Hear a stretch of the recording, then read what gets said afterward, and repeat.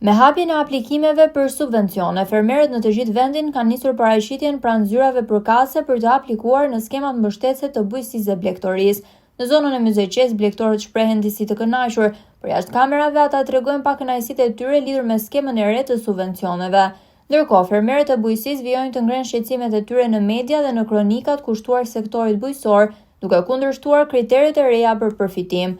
Sipas specialistëve të bujqësisë, tashmë edhe në pension, kriteri prej 30 hektarësh pritet të ulëndjeshëm numrin e përfituesve. Ata shprehen se kjo skemë mund të ndikojë në bashkimin e fermerëve, por nga ana tjetër rrezikon të penalizojë fermerët e vegjël në bujqësi, blegtori dhe pemtari. Specialistët paralajmërojnë se në shumë zona bujqësore të Myzeqes, por edhe në rajone të tjera të vendit, një pjesë e tokave mund të mbeten të papunuara për shkak të mungesës së mbështetjes dhe vështirësive ekonomike që po përballon sektori. Fermerët kërkojnë që shteti t'i japë më shumë prioritet bujqësisë dhe blegtorisë, si dy nga shtyllat kryesore të ekonomisë së vendit përmes politikave më mbështetëse dhe lehtësuese për prodhuesit vendas.